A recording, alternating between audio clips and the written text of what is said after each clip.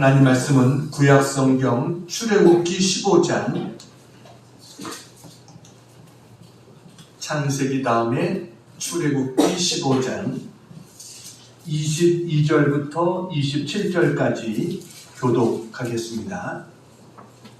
모세가 홍해에서 이스라엘을 인도하며 그들이 나와서 수르 광야로 들어가서 거기서 사흘길을 걸었으나 물을 얻지 못하고 마라에 이르렀더니 그곳 물이 써서 마시지 못하겠으므로 그 이름을 마라라 하였더라. 백성이 모세에게 원망하여 이르되 우리가 무엇을 마실까 하며 모세가 여호와께 부르짖었더니 여호와께서 그에게 한 나무를 가리키시니 그가 물에 던지니 물이 달게 되었더라. 거기서 여호와께서 그들을 위하여 법도와 율례를 정하시고 그들을 시험하실세. 이르시되 너희가 너희 하나님 나 여호와의 말을 들어 순종하고 내가 보기에 의를 행하며 내 계명의 귀를 기울이며 내 모든 규례를 지키면 내가 애굽 사람에게 내린 모든 질병 중 하나도 너에게 내리지 아니하리니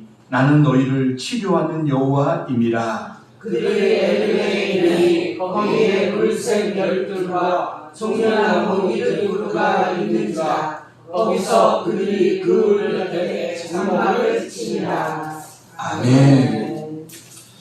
할렐루야. 아멘. 그 야구 선수 류현진 선수 여러분 다 아시죠? 이 류현진 선수가 LA 다저스에서 뛰고 있을 때 한 팀의 선수로 뛰고 있었던 브라이언 윌슨이라는 선수가 있습니다. 사진을 보여드리겠습니다. 바로 저 사람이 브라이언 윌슨이라는 선수입니다. 이 선수에 관한 아주 재미난 에피소드가 있는데 저 선수는 특징이 저 수염입니다. 그래서 수염이 가슴팍 근처까지 내려오는 거예요. 그래서 이 끝부분은 이렇게 공줄로 묶고서 이제 마운드에 오르기도 합니다. 근데 한 면도기 회사에서 이 투수에게 자기 회사의 면도기로 이렇게 면도하는 모습을 찍어주면 100만 달러를 주겠다 그랬습니다. 100만 달러면 얼마일까요? 한 12억 3억 정도 되는 그러한 돈을 주겠다 그랬습니다. 그런데 저 윌슨 선수는 자신이 무덤까지 자기는 턱수염과 함께 갈 거다 그러면서 그 면도기 회사의 제안을 거절했습니다. 저도 오늘 아침에 면도하고 나왔는데 아무도 돈 주는 사람 없습니다. 만약에 누군가 여러분에게 면도는 아니고 분에게 머리를 싹 깎으면 12억 주겠다. 그럼 깎였어요? 안 깎였어요? 깎아요. 12억은 너무 아니까 1000만 원쯤 주겠다. 그럼 깎였으면 안 깎였습니까? 그건 좀 생각해 봐야 되겠나 보네요. 네. 그런데 이 사람은 그 12억 13억 이 돈을 주는데도 그것을 안 깎겠다. 나는 무덤까지 가져가겠다. 대단한 결심이죠. 그것을 보면서 우리는 믿음을 잘 지키는가 그런 생각을 하게 됩니다. 여러분 만약에 너의 믿음을 포기하는 대가로 내가 이렇게 큰 돈을 주겠다 그러면 여러분 어떻게 하겠어요? 우리 주위에 보면 몇 푼 안 되는 것 때문에도 믿음을 버리는 그런 사람들 많이 보게 됩니다. 그러니까 사탄은 계속해서 우리의 믿음을 흔들고 넘어뜨리려고 하는 이런 것을 계속하는데 여러분 턱수염보다 중요한 게 믿음 아닙니까? 우린 믿음을 지켜야 될 줄로 믿습니다. 네. 턱수염을 지키려고 그렇게 애쓰는데 우리는 그것과 비교할 수 없는 믿음을 지키는 일에 우리가 얼마나 더 힘써야 되겠어요. 우리 옆에 분하고 한번 이야기합시다. 우리 믿음 흔들리지 맙시다. 자, 우리 믿음 흔들리지 맙시다.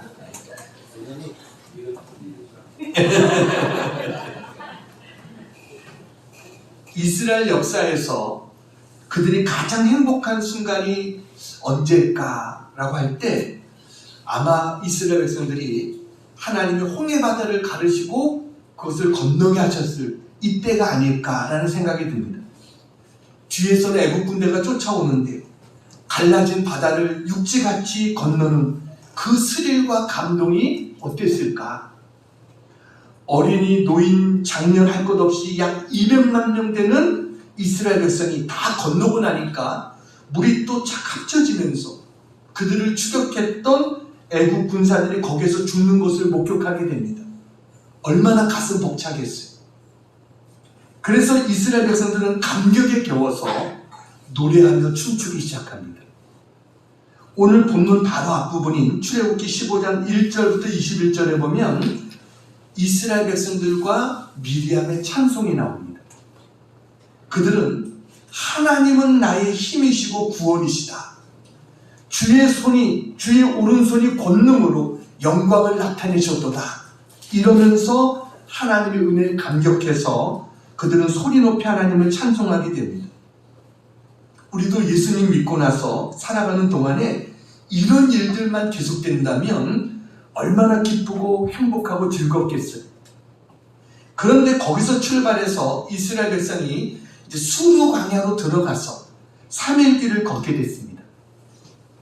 광야 메마른 땅을 3일이나 걸었으니 이제는 가져온 물도 떨어지고 그리고 목이 너무너무 마릅니다. 그러다가 마라라는 곳에서 물을 만나게 됩니다. 그게 얼마나 좋았겠어요. 사람들이 달려가서 물을 떠먹는데 그 순간 사람들이 깜짝 놀라는 거예요. 마실 수가 없다는 거예요. 물이 너무 써서. 그래서 오늘 성경에 보면 자 23절 같이 한번 읽겠습니다. 23절 시작. 마라에 이르렀더니 그곳 물이 써서 마시지 못하겠으므로 그 이름을 마라라 하였더라. 마라의 뜻이 쓰다, 쓴 고통, 이게 마라입니다. 그러니까 쓰디 쓴 고통이 마라예요. 여러분 놀라운 감격과 감동으로 홍해를 건넜습니다. 그렇게 홍해를 건넜으면 이제 그들 앞에 젖과 꿀이 흐르는 땅이 펼쳐질 거라고 생각했어요. 그런데 이스라엘 백성을 기다리고 있는 것은 마시지도 못할 바로 쓴 물이었습니다. 하나님의 기적을 체험하고 이젠 좀 살만하다 그렇게 느꼈는데 사흘 만에 목이 마르고 물을 마셨더니 이제 병들어 눕게 되고 물은 있는데 마실 수 없는 쓴 물이고 이게 바로 마라입니다. 여러분 우리의 인생도 마찬가지입니다. 좋은 일만 계속되면 얼마나 좋겠어요. 그런데 우리의 바람과 다르게 안 좋은 일이 또 찾아옵니다. 오늘 말씀 용어로 보면 마라의 쓴물을 마시게 된다는 거예요. 그럼 여러분 우리가 어떻게 이 쓰디 쓴 우리 인생을 달게 할 수 있겠는가라는 것이죠. 우리 힘으로는 할 수 없다는 겁니다. 우리 안에 있는 쓴물, 우리 가정에 스며든 이 쓴물, 이 쓰디 쓴 문제를 사람의 힘으로는 해결할 수가 없어요. 그러면 어떻게 우리가 이 쓰디 쓴 인생을 무엇으로 달게 할 수 있는가? 오늘 설교의 제목이 뭡니까? 쓰디 쓴 인생이 달게 되려면 오늘 설교의 제목입니다.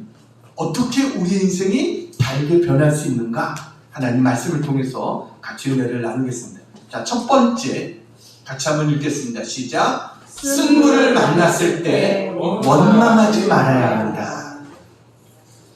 오늘 말씀해 보니까 마라의 쓴물을 만난 이스라엘 백성들은 어려움에 부닥치니까 3일 전에 그렇게 찬송했던 그리고 하나님을 향해서 또 모세를 향해서 이들은 원망을 쏟아놓습니다. 왜 우리에게 물을 안 주느냐? 아니 이 물을 어떻게 마시라는 것이냐? 이러다가 갈증으로 다 죽는 거 아니냐? 이러려고 우리를 애굽에서 탈출시켰느냐? 이렇게 원망이 하늘을 찌를 듯합니다. 이스라엘이 이런 모습을 보면서 시작이 중요하다라는 것을 느끼게 됩니다. 여러분, 이스라엘의 광야 생활은 원망으로 시작됐습니다. 첫 단추를 잘못 낀 거예요. 그러니 여러분 이게 그 이후에 어떻게 되겠어요?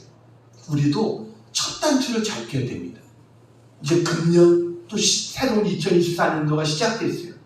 이 2024년도를 원망으로 시작되는 한 해가 아니라 감사로 시작되는 한 해가 되기를 축복합니다. 이스라엘 백성들은 원망하니까 계속해서 문제가 생길 때마다 원망하는 거예요. 지금 새벽에 민수기서를 우리가 공부하고 있습니다. 민수기서는 이스라엘 백성들의 광야 생활을 기록해 놓은 거예요. 근데 거기 보면 광야에서 원망하는 장면만 9번이 등장합니다. 9번. 원망으로 인해서 또 죽을 뻔했다 하나님 또 살려주시면, 또 하나님 앞에 또 믿음으로 나가다가 조금만 어려움 당하면 또 원망하고, 이게 9번이나 계속되는 거. 이게 민수기서예요.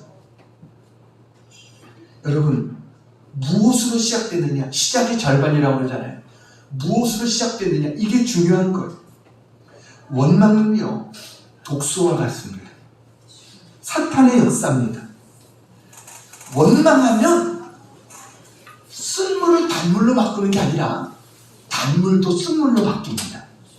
이게 원망입니다. 그래서 우리는 쓴물을 단물로 바꾸려면 제일 먼저 해야 될 일이 뭐냐? 무엇보다 원망을 그쳐야 돼요. 원망하지 말아야 돼요. 근데 우리 인간들은 어떻습니까? 우리 인간들은 조금만 문제가 생기면 원망하게 돼요. 왜냐면 책임을 다른 데로 돌리는 거예요. 이게 원망이에요. 내 문제가 아니라 다른 사람 때문에, 다른 것 때문에 이런 문제가 왔다. 이게 원망입니다. 에덴 동산에서도 하나님이 먹지 말라는 선악과를 따먹은 다음에 하나님께서 이제 그들을 징계하시잖아요. 그러니까 그들이 뭡니까? 아담이 하나님이 나에게 주신 저 여자 때문에 이렇게 됐습니다. 원망하는 거예요. 여자는 또 뭐예요? 하나님 저 뱀 때문에 이렇게 됐습니다. 이게 인간의 모습이에요. 여러분, 우리는 원망하지 말아야 돼요. 원망하면 하나님 은혜가 떠나갑니다. 원망하는 자에게 하나님은요, 은혜를 베풀어 주지 않아요. 그래서 우리는 마라의 쓴물을 만나도 원망하지 말아야 돼요. 이들의 원망과 불평은 잘못된 겁니다. 왜냐하면 출애굽한 이스라엘들에게 광야라고 하는 것은 그들의 종착지가 아닙니다. 거기는 그냥 거쳐가는 곳이에요. 하나님이 약속하신 적과 꿀이 흐르는 땅은 아직 도착하지 않은 거예요. 그러니까 여러분, 지금 이스라엘 백성들은 어디예요? 가나안으로 가는 과정에 있습니다. 광야가 목적지였다면, 거기가 종착지였다면 원망할 수 있죠. 근데 하나님 약속은 그게 아닙니다. 여러분, 그것은 다 그냥 지나가는 거예요. 왜 그런 말 있잖아요. 이 또한 지나가니. 그건 지나가는 거예요. 그것은 굴이 아니라 터널인 것입니다. 가다가 막혀버린 굴이라고 한다면 원망할 수 있겠지만, 오히려 이스라엘 백성을 더 잘 지나갈 수 있게 만드는 터널이라고 한다면 원망하지 말아야죠. 그렇다면 하나님께서 왜 이스라엘 백성을 광야로 인도하셨을까요? 하나님께서 그 쓴물도 단물로 바꿔주시는 하나님을 알게 해주기 위해서 하나님은 마라로 인도해 주신 거예요. 하나님 우리를 치료해 주시는 여호와 라파의 하나님이시다. 이거를 가르쳐 주기 위해서 하나님은 그들을 그리로 인도하신 것입니다. 여러분, 우리의 삶에 왜 마라가 필요합니까? 우리는 마라를 겪어야 하나님을 만날 수 있기 때문입니다. 모든 일이 좋고 잘 되고 그럴 때는요, 하나님 만나기 어렵습니다. 하나님 보이지가 않아요. 하나님 말씀도 들리지 않습니다. 그러나 내가 마라의 쓴물을 만나면 하나님을 만나게 돼요. 여러분, 마라가 뭐예요? 우리 인생은 내 힘대로, 내 능력대로, 내 방법대로 안 된다. 이거를 깨닫게 해주는 게 마라예요. 그렇기 때문에 하나님을 의지하게 하는 거예요. 우리 인생에 쓴물을 마신 사람들이 얼마나 많습니까? 여러분, 마라는 누구에게나 찾아옵니다. 이걸 알아야 됩니다. 아, 저 사람은 마라 같은 거 없을 거야. 왜요? 가서 물어보세요. 그 사람도 마라가 있습니다. 마라, 이스라엘 백성들이 믿음이 좋은 사람도 있고 믿음이 없는 사람도 있을 거예요. 그러나 똑같이 다 마라를 만났어요. 이것처럼 마라는 누구에게나 찾아온다는 거예요. 그래서 마라를 통해서 우리는 뭘 경험하게 됩니까? 아, 하나님이 살아계시구나. 하나님 우리를 이렇게 인도해 주시고 나의 쓴물도 단물로 바꿔주실 수 있구나. 우리 하나님을 알게 되는 거예요. 지금 내 인생이 왜 이렇게 힘들고 어려워? 이런 생각이 드시는 분들 계십니까? 여러분이 마라를 만났기 때문입니다. 쓴물을 마셨기 때문입니다. 여러분, 그러나 우리가 생각해야 될 것이 있어요. 이것은 나의 인생의 최종 목적이 아니다 라는 겁니다. 과정일 뿐이다. 난 이것 때문에, 이 마라 때문에 잘못되지 않는다. 이 마라로 인해서 나는 실패하지 않는다. 그렇기 때문에 나는 포기하지 말자. 마라로 인도해 주신 하나님의 뜻을 알고 다시 일어서자. 이것이 우리가 되어야 될 줄로 믿습니다. 복음성가 중에 그런 곡이 있어요. 주님 손잡고 일어서세요라는 곡이 있죠. 김석균 목사님 되셨더라고요. 이분이 작곡한 그런 곡인데 가사가 너무나 은혜스러워요. 왜 나만 겪는 고난이냐고 불평하지 마세요. 고난의 뒤편에 있는 주님이 주실 축복 미리 보면서 감사하세요. 너무 견디기 힘든 지금 이 순간에도 주님이 일하고 계시잖아요. 남들은 지쳐 앉아 있을지라도 당신만은 일어서세요. 힘을 내세요. 힘을 내세요. 주님이 손잡고 계시잖아요. 주님이 나와 함께함을 믿는다면 어떤 역경도 이길 수 있잖아요. 여러분, 원망하지 않아야 우리 인생의 쓴물이 단물로 바뀔 수 있다. 자, 두 번째 같이 한번 읽겠습니다. 두 번째 시작. 하나님께 부르짖어 기도해야 합니다. 모든 백성이 마라를 만나자 모세를 원망하고 하나님을 원망했어요. 조금만 어려우면 조금 전에 그들이 감격했던 홍해의 그 감격도 잊어버리고 이제 하나님을 향해서 원망합니다. 그러나 모세는 어땠어요? 모세는 하나님 앞에 부르짖어 기도했다라는 것입니다. 왜요? 하나님의 살아계심을 믿기 때문에 모세는 하나님 앞에 부르짖어 기도한 줄로 믿습니다. 이게 다른 거예요. 이게 모세의 위대함인 거예요. 믿음의 사람은 어려운 문제가 닥쳐도 기도합니다. 믿음이 없는 사람은 기도하지 않습니다. 원망합니다. 그러다 보면은 더욱더 깊은 수렁에 빠져들고요. 원망하기 때문에 문제는 더욱더 써지고 더 안 좋은 모습으로 나아가게 되는 거예요. 근데 모세는 하나님 앞에 부르짖어 기도했어요. 그랬더니 하나님 어떻게 합니까? 모세의 기도를 들으시고 쓴물을 단물로 바꿔주신 것을 믿으시기 바랍니다. 내가 내 힘으로 쓴물을 단물로 바꿀 수는 없어요. 그렇지만 하나님은 하실 수 있어요. 하나님 앞에 부르짖으면 하나님 우리의 어떤 쓴물도 우리의 단물로 바꿔주실 수 있는 능력이 하나님이신 것을 믿으시기 바랍니다. 한동대학교의 전 김영길 총장님, 이분의 그 부인 되셨던 김영애 권사님이 유명한 책을 썼죠. 갈대상자라는 책을 썼습니다. 사진을 보여주세요. 저분이 김영애 권사입니다. 저 손에 들고 있는 책이 갈대상자라는 그런 책이죠. 그래서 많은 사람들에게 감동을 줬습니다. 그리고 그 이후에 10년 후에 또 책을 냈습니다. 다음 사진을 보여주세요. 그게 바로 구름기둥이라는 책을 썼습니다.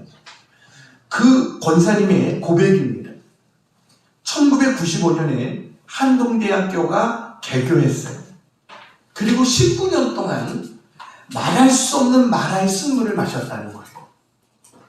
그러니까 개교한 지 2년 만에 이사장이 4번이 바뀌고 이사장과 총장과 학교 관계자들이 계속해서 형사 고발을 당하고 급기야는 남천이 법정 구속돼서 감옥에 들어갑니다. 정말 믿음으로 살려고 하는 훌륭한 대학교 총장님이 재판을 받고 감옥에 들어가니까 그 고통이 얼마나 쓰겠어요.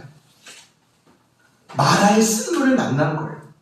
근데 바로 그 김영애 권사님은 불평하지 않았어요. 하나님 앞에 부르짖었다는 거예요. 부르짖고 또 부르짖고 하나님 앞에 기도했대요. 그랬더니 그때마다 하나님께서 십자가의 은혜로 쓴물을 단물로 바꿔주셨다. 이렇게 이분이 고백합니다. 그러니까 하나님께서 재정적인 어려운 문제도 하나님이 하나하나 풀어주시고 하나님이 도와주시는 거예요. 그래서 하나님께서 많은 사람들이 학교에 기금을 보내게 해주시고 제일 중요한 것은 학교에 들어온 아이들이 변했다라는 것입니다. 그래서 이들이 크리스찬 리더가 돼서 사회 곳곳에서 긍정적인 영향력을 끼치는 그런 자들이 되어졌고, 이 한동대학교가 우리나라에서 제일 크리스찬 대학으로서 어떤 면에서 명문대학으로 자리 잡은 그러한 대학이 되어졌죠.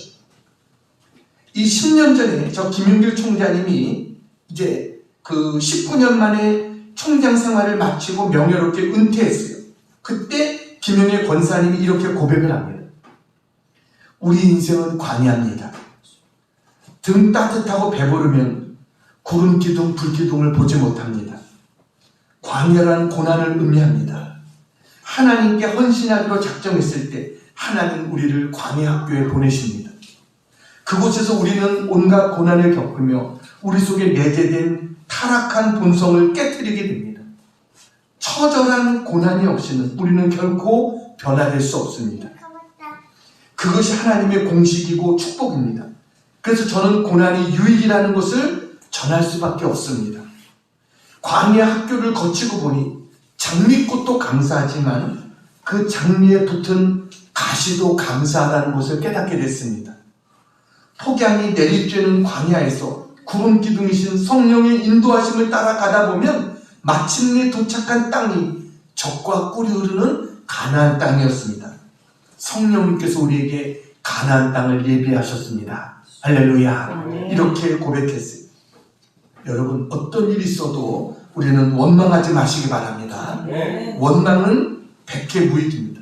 원망이 상황을 변화시키지 못합니다. 문제를 해결하지 못합니다. 그러나 기도는 문제를 해결합니다. 원망하기보다 우리는 기도해야 돼요. 불평하기보다 기도해야 돼요. 염려하기보다 기도해야 돼요. 여러분, 지금 내가 마라에 있다라고 생각되십니까? 괴롭고 힘드신 일이 있습니까? 지금 당장 나의 작은 신음에도 응답하시는 그 하나님 앞에 믿음으로 부르짖어 기도하는 자가 되기를 축복합니다. 모세는 쓴물을 만났을 때 그 문제를 하나님께 가지고 갔어요. 그리고 하나님 앞에 내놨어요. 그랬더니 하나님의 해결책을 가르쳐 주시는 거예요. 어떻게 해결책을 가르쳐 주십니까? 25절입니다. 25절 빨간 글씨 같이 한번 읽겠습니다. 시작. 여호와께서 그에게 한 나무를 가르치시니 그가 물에 던지니 물이 달게 되었더라. 하나님이 개입하시면, 하나님이 말씀하시면 우리의 문제는 달라질 수 있습니다. 모든 상황은 달라질 수 있습니다. 여러분, 하나님이 한 나무를 지시하는 거예요. 그리고 모세가 그 나무를 물에 던졌더니 물이 어떻게 됐어요? 달아졌어요. 그 나무는 기도하니까 갑자기 생긴 나무가 아닙니다. 오래전부터 그 자리에 있던 나무예요. 근데 전에는 그 나무를 볼 수 있는 눈이 닫혀 있었어요. 이 나무가 물의 문제를 해결해 주겠다는 것을 몰랐어요. 근데 기도하니까 눈이 열려진 거예요. 여러분, 기도하기 전까지는 보이지 않았던 해답이 기도하면 보여지는 거예요. 이게 하나님의 은혜예요. 이 나무가 뭐예요? 어떻게 보면 주님의 십자가를 상징하는 나무죠. 주님의 십자가가 있으면 우리의 문제는 해결되는 거예요. 여러분, 우리는 쓴물을 바라보는 자가 아니라 하나님 바라보는 자가 되어야 됩니다. 하나님 앞에 부르짖어 기도하면 하나님께서 우리의 눈을 열어주세요. 우리의 문제를 해결할 수 있는 길을 보여주세요. 그리고 쓴물을 단물로 바꿔주시는 하나님의 은혜가 있다는 사실을 믿으시기 바랍니다. 그래서 우리는 쓴물을 만났을 때 어떻게 단물로 바꿀 수 있느냐? 하나님 앞에 부르짖어 기도하라. 세 번째, 같이 한번 읽겠습니다. 시작. 말씀에 순종하여 살아가야 합니다. 오늘 본문 25절, 26절 같이 한번 읽어보겠습니다. 자, 빨간 글씨 같이 한번 읽겠습니다. 시작. 거기서 여호와께서 그들을 위하여 법도와 율례를 정하시고 그들을 시험하실세 이르시되 너희가 너희 하나님 나 여호와의 말을 들어 순종하고 내가 보기에 의를 행하며 내 계명에 귀를 기울이며 내 모든 규례를 지키면 내가 애굽 사람에게 내린 모든 질병 중 하나도 너에게 내리지 아니하리니 나는 너희를 치료하는 여호와임이라. 마라 사건을 계기로 하나님께서 이스라엘 백성들에게 법도를 정하십니다. 그 법이 뭐냐면 이 네 가지를 충족하면 애굽 사람에게 내린 모든 질병 중에 하나도 너에게 내리지 않겠다라는 거예요. 그 네 가지가 뭡니까? 첫째는 너희가 너희 하나님 나 여호와의 말을 들어 순종하고, 이게 첫 번째입니다. 두 번째는 뭐예요? 내가 보기에 의를 행하며, 말씀을 듣는 것만이 아니라 하나님 앞에서 올바른 자세로 살아야 된다라는 거예요. 세 번째는 뭐예요? 내 계명의 귀를 기울이며, 하나님 말씀에 귀를 기울여야 된다는 거예요. 순종하려고 하는 마음을 가지고 하나님 말씀을 들어야 된다는 거예요. 네 번째는 뭐예요? 내 모든 규례를 지키면, 듣는 것으로만 그치는 것이 아니라 이 말씀에 순종하면 하나님이 이렇게 주시겠다는 거예요. 그러니까 결론이, 말씀을 잘 듣고 말씀대로 잘 순종하면 하나님이 주신 약속이 뭡니까? 내가 애굽 사람에게 내린 모든 질병 중 하나도 너에게 내리지 아니하리라. 이게 하나님 약속입니다. 하나님이 애굽 사람에게 내린 질병이 뭡니까? 10가지 제안하시죠. 피, 개구리, 이, 파리, 심한 돌림병, 악성 종기, 우박, 메뚜기, 흑암, 장자의 죽음. 대부분 가축과 사람에게 임한 문제예요. 근데 하나님께서 뭐예요? 이런 것들을 막아주시겠다는 거예요. 여러분, 질병이라고 하는 것은요, 우리의 인생을 아주 힘들게 만드는 문제가 바로 질병입니다. 근데 하나님께서 뭐예요? 나는 너희를 치료하는 여호와임이라. 히브리 말로는 여호와 라파라는 말이에요. 여호와 라파. 이거는 나 여호와는 너희의 치료자다. 이게 여호와 라파입니다. 하나님이요, 우리를 회복시켜 주시고 우리를 고쳐 주시겠다는 거예요. 어떤 때요? 하나님 말씀을 잘 듣고 순종하면 하나님께서 그렇게 해주시겠다는 겁니다. 하나님만이 이 쓴 물을 단물로 바꿔주시듯이 우리의 문제를, 쓴 문제를 단 문제로 바꿔주시는 능력이 하나님이신 것을 믿으시기 바랍니다. 네. 이제 한 가지 이야기하고 마치려고 합니다. 분당 샛별교회 이한규 목사님의 간증입니다. 사진을 보여주세요. 저분이 이한규 목사님이세요. 이 이한규 목사님이 이제 간증을 했는데 1997년 2월 28일입니다. 1997년 이 한 해가 그의 누님에게는 너무나 쓴 만화가 왔던 그런 한 해였어요. 1997년 2월 28일 이 누님으로부터 갑자기 대학생이었던 조카가 병기로 쓰러져 가지고 기도해달라고 하는 전화가 왔답니다. 처음에는 문제를 그렇게 심각하게 생각하지 않았대요. 그런데 다음날 이 조카는 더욱 심한 경기로 혼수 상태에 빠져가지고 인천 길병원에 급하게 입원을 하게 됐어요. 입원 다음날 이제 주일 예배 후에, 그날이 주일이어가지고 주일 예배 후에 이 목사님이 병원에 신방을 갔습니다. 그랬더니 절대 안정이 필요하다고 이 병실 출입을 막았대요. 그래서 병원 로비에서 이제 조카의 상태가 매우 위독하구나, 이거를 자기가 깨닫게 됐다라는 겁니다. 그 뒤에 이 조카는요, 언어의 능력을 상실하고 거의 혼수 상태에 빠졌어요. 그래서 그때부터 조카를 위해서 계속해서 기도했습니다. 하나님, 개척교회 할 때 많은 도움을 주었던 누님의 딸입니다. 하나님, 이 딸을 고쳐주세요. 하나님, 그 일을 기억해 주시고 하나님, 이 조카를 낫게 해주시옵소서 하나님 앞에 기도했다는 것. 3월 18일입니다. 3주째 조카는 혼수 상태가 돼서 벗어나지 못했습니다. 이제 그 누나는 심신이 지쳤어요. 3주가 되니까. 이제는 돈도 싫고, 이 누나가 약국을 했는데 약국도 싫고 아무것도 하기 싫고 이제 사는 낚시 없다 그렇게 말했습니다. 그래서 누님을 자기가 위로했다. 저 목사님이 그렇게 이야기합니다. 누님, 하나님께서 반드시 일으켜 주실 것입니다. 마음을 편히 가지세요.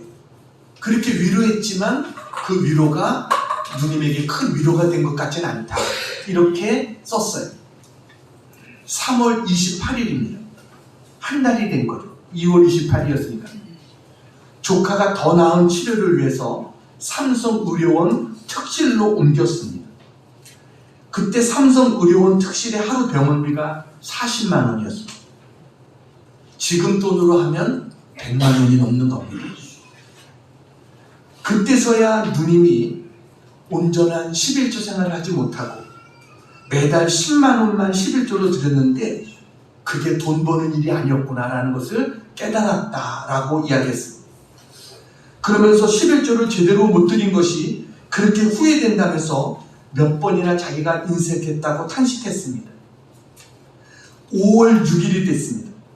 삼성의료원에 입원한 지 40일이 지났지만 병세는 여전하고 수많은 검사와 신종 치료법을 다 동원해도 원인조차 못 밝혔습니다. 의사 선생님은 병자에게 충격이 된다고 여전히 모든 사람의 출입을 막았고 심지어는 삼촌인 목사인 자기가 이 동생을 기도해 주는 것까지도 막았습니다. 그때 조심스럽게 자기가 누님에게 이야기했답니다. 누님, 이제 의사 선생님의 손길도 떠났으니 퇴원시키고 하나님 앞에 기도합시다.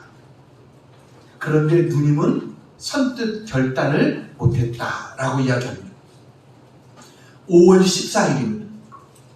병원비 문제로 강남의 다른 종합병원으로 옮기려고 누님 부부가 그 병원의 정신병동을 방문했습니다. 근데 너무 차이가 나니까 가슴이 아파가지고 그 삼성병원이랑 거기랑 너무 차이가 나니까 가슴이 아파서 도저히 병원을 옮길 수가 없다고 눈물을 글썽거렸습니다. 돈을 생각하면 빨리 옮기고 싶고 딸을 생각하면 도저히 옮길 수가 없었습니다. 그날 억수같이 비가 내렸는데 병원을 나서면서 누님이 매형에게 그냥 비를 맞고 싶다고 했습니다. 그래서 30분 동안 두 부부가 병원 후문 계단에 앉아서 눈물을 흘리며 그냥 비를 맞았습니다. 그제야 딸에 대한 미안함과 슬픔이 조금 가라앉았다는 말을 듣고 이 목사님이 나도 눈물이 났다 이렇게 썼어요. 항상 자신만만하게 살던 누님이 그렇게 약해질 줄 몰랐습니다. 그래서 사람은 자신만만이 아니라 주신만만이 돼야 된다 라고 깨달았습니다. 우린 자신만만이 아니라 주신만만이 돼야 돼요. 5월 17일입니다.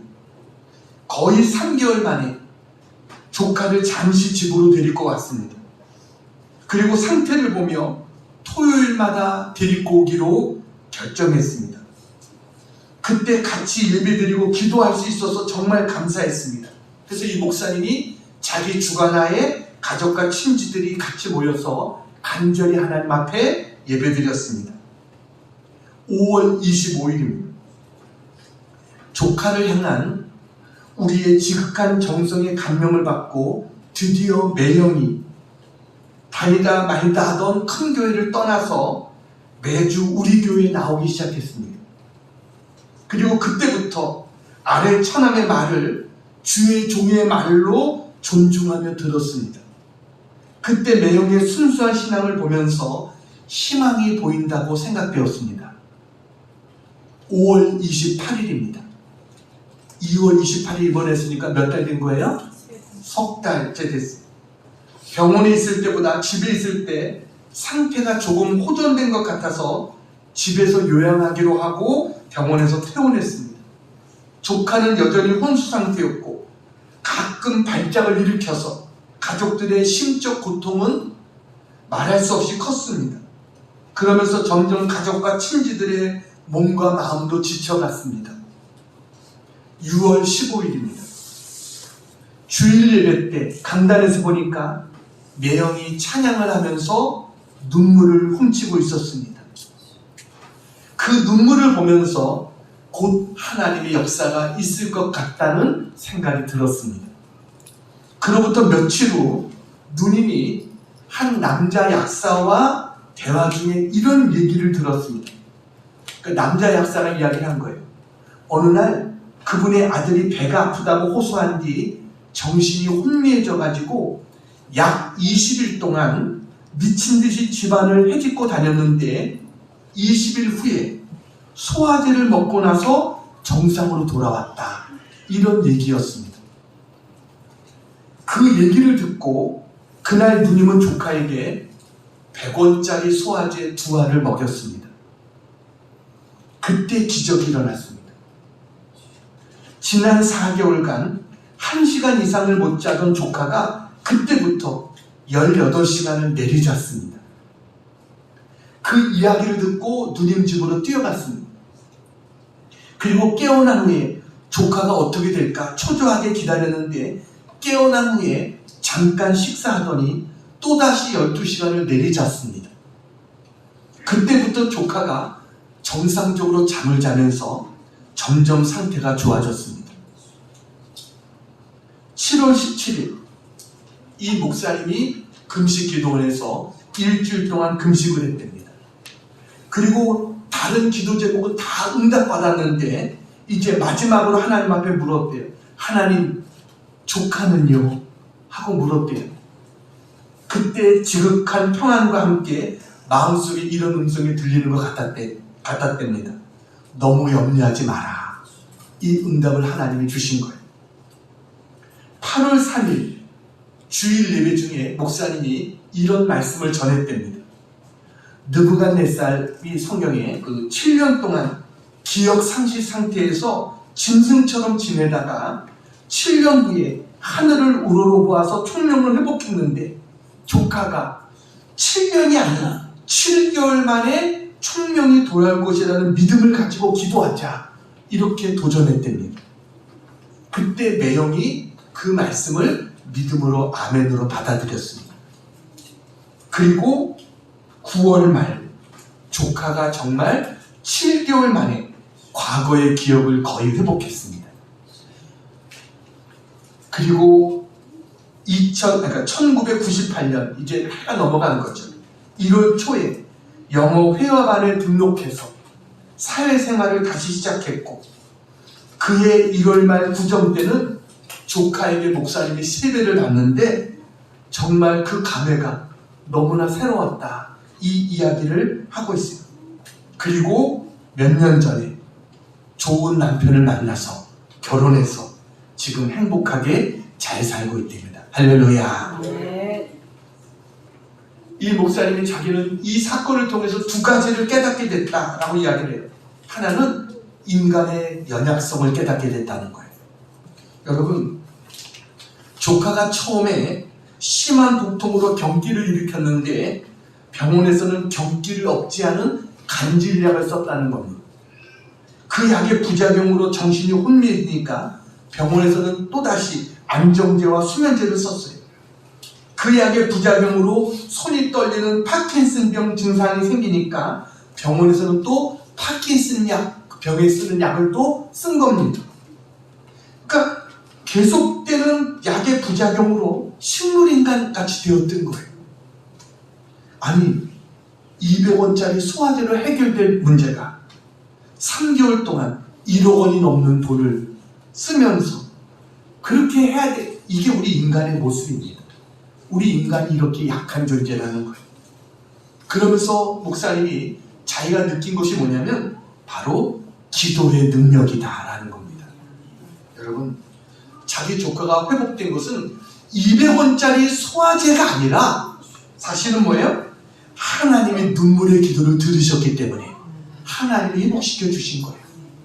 여러분, 모세가 하나님 앞에 부르짖었을 때 그 모세 옆에 있던 그 나무, 이건 그냥 나무예요. 근데 어떻게 해요? 하나님이 역사하시니까 그 나무가 쓴물을 단물로 바꾸는 나무가 되어졌던 것처럼 기도하니까 하나님이 거기 역사하시니까 이런 놀라운 능력 역사가 나타나게 된 줄로 믿습니다. 아멘. 여러분, 마라를 만났을 때 우리는 불평해서는 안 됩니다. 우리 하나님 앞에 기도해야 됩니다. 부르짖어 기도하고 하나님 말씀에 순종하고, 그렇게 되면 어떻게 돼요? 하나님께서 마라의 쓴물을 단물로 바꿔주시는 그런 은혜가 우리에게 있게 될 줄로 믿습니다. 아멘. 하나님이 해결하지 못할 문제는 없습니다. 하나님을 바꾸지 못할 쓴 문제는 없어요. 하나님 우리 어떤 쓴 문제도 단물로 바꾸실 수 있는 능력이 하나님이신 것을 믿으시기 바랍니다. 아멘. 오늘 우리에게 주신 세 가지. 마라 앞에서 원망하지 마라. 마라 앞에서 하나님 앞에 부르짖고 기도하고 십자가의 능력을 믿고 말씀에 순종해서 믿음으로 나가면 하나님께서 우리 어떤 쓴 문제도 단 문제로 바꿔주시는 하나님의 놀라운 능력이 함께하게 될 줄로 믿습니다. 아멘. 여러분, 그러한 은혜가 있기를 주님의 이름으로 축원합니다. 아멘. 기도하겠습니다. 사랑하는 여러분, 여러분에게 떠나지 않는 고통이 여러분을 괴롭히고 여러분의 가슴을 짓누르고 있는 아픔 속에 있는 분들, 이 시간 계시다면 조용히 가슴에 한번 손 얹고 기도하겠습니다. 하나님, 힘듭니다. 하나님, 아픕니다. 우리가 지고 가는 인생의 짐이 너무 버겁고 힘들 때가 있습니다. 하나님 아시죠? 그러나 이것이 나를 유익하게 하기 위한 하나님의 교육적인 뜻이 있다고 한다면, 나를 성숙시키려고 하는 시험이라고 한다면 하나님 이 시험에 합격하게 도와주시옵소서. 이 고통 속에 숨겨져 있는 주님의 축복을 볼 수 있는 눈을 열어주시옵소서. 하나님 도와주시옵소서. 오셔서 우리의 손을 붙들어 주시고 나를 사랑한다고 말씀해 주시옵소서. 그 사랑으로 오늘의 아픔과 고통을 극복할 수 있도록 하나님 도와주시옵소서. 너무 오래 지쳐서 일어나지 못하는 일이 없도록 하나님이 고통을 옮겨주시기를 원합니다. 우리 속에 하나님의 사랑을 부어주시옵소서. 주님의 능력을 부어주시옵소서. 다시 우리에게 찬송을 돌려주시옵소서. 찬양하고 춤추며 주님을 따라갈 수 있도록 주님 도와주시옵소서. 우리를 치료해 주시옵소서. 우리 안에 기도가 회복되어질지어다. 예배가 회복되어질지어다. 우리 마음속에 찬양이 회복되어질지어다. 하나님 감사합니다. 하나님 다시금 영광의 하나님을 찬양하며 감사하며 나갈 수 있는 우리 모두가 될 수 있도록 하나님 큰 은혜를 부어 주시옵소서. 저들의 쓴 인생이 단 인생으로 바뀌어지게 해 주시옵소서. 예수님의 이름으로 간절히 기도하옵나이다. 아멘.